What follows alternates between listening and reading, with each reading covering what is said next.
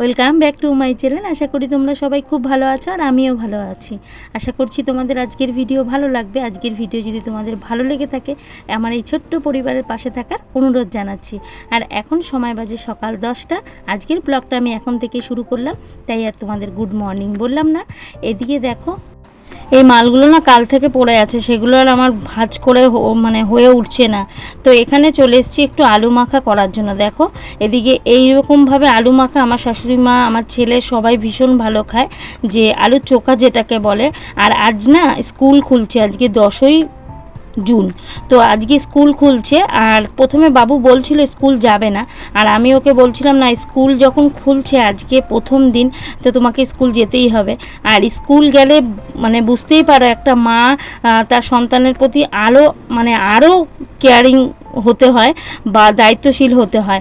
না হলে তো ওদের তো অনেক কিছুরই ঘাটতি থেকে যাবে। সেটা হচ্ছে প্রথম আমার ছেলের খাওয়া। তো খাওয়াটার ভীষণভাবে কি বলবো আর তোমাদের, যে নিজে হাতে যদি খাবার খায় তাহলে হয়তো অর্ধেক খাবে আর অর্ধেক না খেয়েই চলে যাবে। আর আমি তো সেটা হতে দিই না।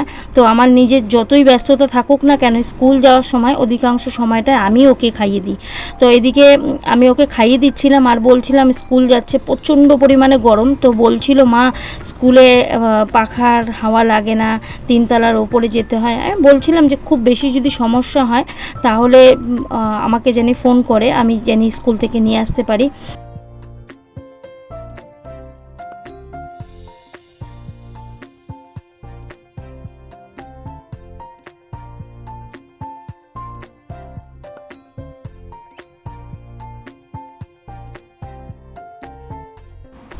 আর এদিকে দেখো ওকে মোটামুটি আমার খাওয়ানো হয়ে এসছে। আর এদিকে তোমাদের দাদা সকালবেলা নিয়ে এসেছিলো একটা প্যাকেটের দই, আর সকালবেলা তোমাদের দাদা আজকে দই দিয়ে ভাত খেয়ে গেছে। আর এখানে আমি শাশুড়ি মাকে দিয়ে দিলাম, আর বাবু যখন ও স্কুল থেকে আসবে তখন ওকে দেব। তো খাবার বলো, যে কোনো কিছুই বলো, পরিমাণ যেটুকুই হোক সেটা সবাই মিলে ভাগ করে খাওয়াটাই উচিত বলে মনে হয়। আর বাড়ির বয়স্ক মানুষরা থাকলে তাদেরকে যদি আমরা না দিই তারা কোথায় পাবে, তাই না? তো সেই কারণে আমি এখন খাবো না আমরা। আর আমাদের ঘরে যেহেতু ফ্রিজ নেই, পাশের বাড়িতে রেখে দেবো, তাই এই বাটিতেই আমি কাচের বাটিতে এটা রেখে দিলাম। আমি যখন কাজে যাব তো তখন ওই বাড়িতে দিয়ে যাব। আর এখানে বাবু অলরেডি রেডি হয়ে গেছে, আমি ওকে জলের বোতলটা ব্যাগে দিয়ে দিচ্ছিলাম। আর আমার ঘরের অবস্থা কিন্তু খুবই খারাপ, দেখতেই পাচ্ছ। আমি যেহেতু করে উঠতে পারিনি এখনও ঘরের কাজ সমস্তটা, বাসি কাজ তো সকালে করেই ফেলি, তারপরেও যে আবার সব কিছু এলোমেলো হয়। এই দেখো বাবু স্কুল পড়া থেকে এসছে, বই খাতা সব বিছানায় আছে, এগুলো আমাকে গোছাতে হবে। তো বাবু স্কুল যাক, তারপরে আমার সব কাজে আবার হাত দেবো। তো বাবুকে স্কুলে পাঠিয়ে দিলাম, আর তারপরে যে জামা কাপড় ছিল আর বই খাতা বিছানার ওপরে ছিল সেই সমস্তটাই গুছিয়ে নিচ্ছি। ঘরটাকে ক্লিন করে নিয়ে তারপরে আমি যাব কাজে। তো এত গরমের মধ্যেও সবার দায়িত্ব সাথে বাইরে কাজ করা, এটা কিন্তু সত্যিই অনেকটা কষ্টদায়ক, কিন্তু তারপরও আমি এভাবেই করে যাচ্ছি, যে আমাদের এই জিনিসগুলো করতে হবে। আর এখানে বালিশের কাভারগুলো খুলে নিয়েছি কেচে দেবো বলে। সেদিনকে বিছানার চাদরটা তোলা হয়েছিল, কিন্তু কাভারটা খোলা হয়নি। তাই আজকে ভেবেছি যে আজকে সব বালিশের কাভারগুলো খুলে কাজে যাওয়ার আগে যদি আমি ভিজিয়ে রেখে যাই, তাও আমি যখন কাজ থেকে আসবো তখন কিন্তু এগুলোকে কেচে দিতে পারবো। তাহলে কি হবে, একটু বেশি পরিমাণে ময়লা থাকলে, একটু সার্ফে ভেজানো থাকলে সেটা কিন্তু খুব সুন্দর পরিষ্কার হয়। তো আগে বিছানাটা আমি গুছিয়ে নিই।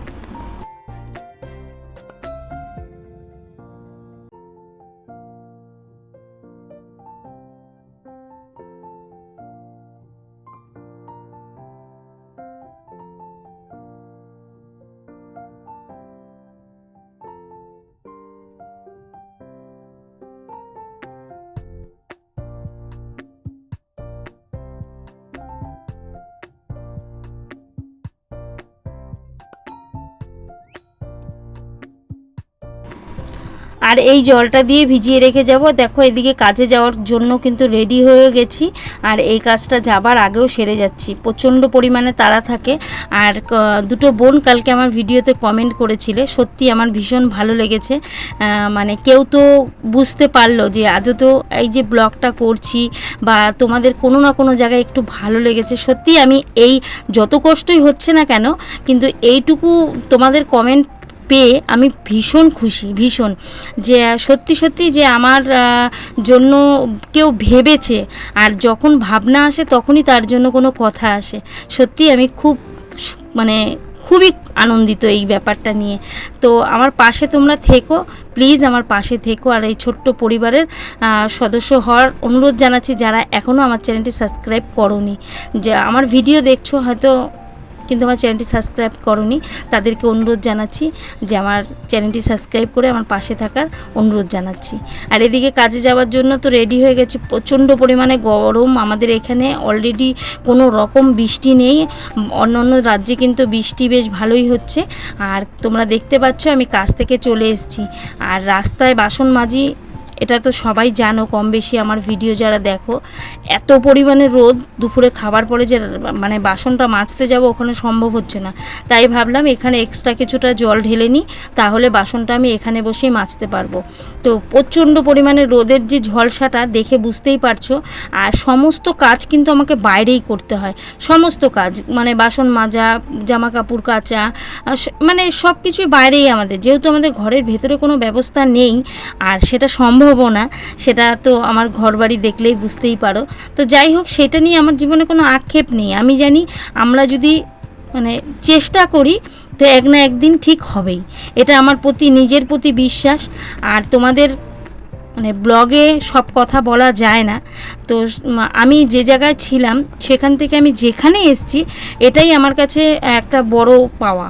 আর তারপরে এটাও জানি যে এইভাবে যদি আমি চেষ্টা করি তো আমি অন্য দিন হয়তো তোমরা অনেকে বলতে পারো দিদিভাই কী হয়েছে তোমার, কিছুই তো নেই, ভাঙাচুরো বাড়ি বা ভাঙা ঘর, এরকমটা বলতে পারো। কিন্তু আমি সত্যি সত্যি অনেকটা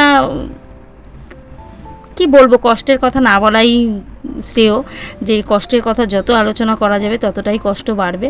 কিন্তু সেটাই বলছি যে সেই জায়গার থেকে যখন এই জায়গায় আসতে পেরেছি আরও ভালো থাকতে পারবো, সেটা আমার বিশ্বাস নিজের প্রতি। তো এখানে দেখো জামা কাপড় তো সেমন না, কিন্তু বালিশের কাবার, বাবুর গেঞ্জি এগুলোই কেচে দিয়েছি আর সেগুলো মেলেও দিচ্ছি। তো সকাল থেকে রাত্রি অবধি সংসারের কাজ, আর একটু ভালো থাকার জন্য সেটা কারখানায় গিয়ে একটা কাজ করা, সেটা কিন্তু মানে ভালো থাকার জন্যই করা। তো সে কারণে আমার মনে হয় না আমার কোনো জায়গায় কষ্ট হয়। তো কষ্টটা যদি একটু কোনো জায়গায় লাগেও তখন মনে করি যে না, এটা তো আমাকে একটা না একটা সময় অনেক ভালো লাগা দেবে। তো এই যে কাজ থেকে এসেছি দেখো জামা কাপড় ঘামে পুরো ভিজে গেছিলো, সেগুলোও ধুয়ে দিয়েছি। আর আজকে রান্না করেছি কি সেটাই তোমাদের একটু দেখাই। টকের ডাল করেছি আর পটল পোস্ত করেছি, আর এখানে আলুটা মাখা করেছি, সেটা তোমরা দেখতেই পেয়েছো, আর গাঁঠি আলুর তরকারি, আর সাথে ছিল চাটনি।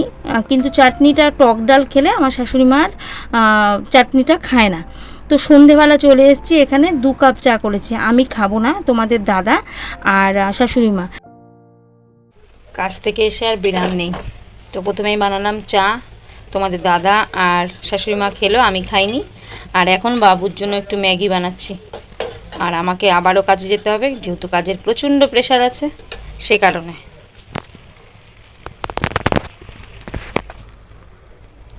এখানে ম্যাগিটা অলরেডি কমপ্লিট, একটু ঠান্ডা হোক, নাহলে এই গরমটা খাওয়াই যাবে না। বন্ধ করি, ঠান্ডা হোক। তো এটা খাক আর আমি কাজে যাই। এটা দিয়ে দিয়েছি ওকে। আবার এর মধ্যে একটু ম্যাগি দিতে, সস দিতে হবে, জানো তো, একটু সস দিয়ে নিই ওকে। এদিকে দেখো রাতের কিন্তু ভাত বসিয়ে দিচ্ছি রাতের জন্য এখানে। আর এখানে আছে একটু ভাত, জল ঢেলে রেখেছি, তো জল ঢালা ভাতই খাবে সবাই বলছিল, তো আলু সিদ্ধ দিয়ে দিয়েছি এই জন্য। আর সকালের একটু আলু মাখা আছে। আর এই যে তোমাদের দাদা এসে খাওয়া দাওয়া করলো আর বাবু স্কুল থেকে এসে খাওয়া দাওয়া করলো, সেই বাসনগুলো কিন্তু আমি এখন মেজে নেব। আর এখানে ভাগ্নি একটু বাবুকে পোলাও দিয়ে গেছিলো, তো সন্ধ্যাবেলা ও এটা খেলো। তো আগে এই বাসনগুলো মাজি, তারপরে কিন্তু আমাকে মাল করতে হবে। কারখানার থেকে এসেছি কিন্তু ঘরে এখনও মাল রয়েছে, তো আগে বাসনটা আমি মেজে আসি।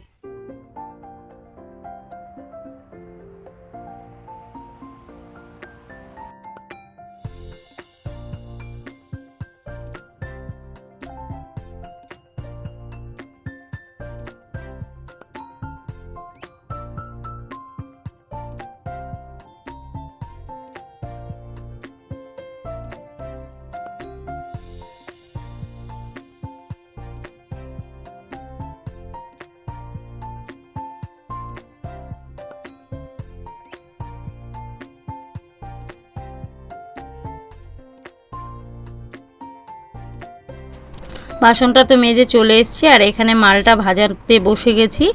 আর তোমাদের দাদা থাকলে একটু হেল্প হতো, হয়তো নিচ থেকে ধরতো, তো কেউ নেই, আমি একা একাই করছি। আর এই মালগুলোকে বলে আরএনএস মাল। তো আরএনএস মানে হাতাওয়ালা গেঞ্জি, আর মানে হাতা ছাড়া গেঞ্জি আরএন গেঞ্জিকে বলে। তো এই গেঞ্জি মালটা আমার ঘরে ছিল, তোমাদের তো সকালবেলাও দেখালাম। তো সকালে তো কারখানায় গেছি, বিকেলেও কারখানায় গেছি, তো এই কাজটা আর করা হচ্ছিল না। তাই এখন ভাবলাম এটা মালটাকে ভাঁজ করে রেখে তারপরে ঘর দোর পরিষ্কার করতে হবে, যেহেতু এই মালে প্রচণ্ড পরিমাণে ছাড় থাকে। তো আমার ঘর তো মানে ময়লা হবেই হবে, কিছু করার নেই। আর গরমে আমি রাতে একটু ঘরটা মুছি, সেটা অনেকেই দেখো আমার ভিডিও যারা দেখো। এই যে অলরেডি মালটা কিন্তু আমার ভাজানো কমপ্লিট হয়ে গেছে, তারপরে আমি ঘরটাকে মুছে নিই। তো ঘরটা মুছে মালটাকে দিয়ে আসতে যাব। আর আজকের ভিডিও কিন্তু আমি এখানেই শেষ করব, আবার দেখা হবে তোমাদের সাথে নেক্সট কোনো ভিডিওতে। তোমরা ততক্ষণ সবাই সুস্থ থেকো, ভালো থেকো।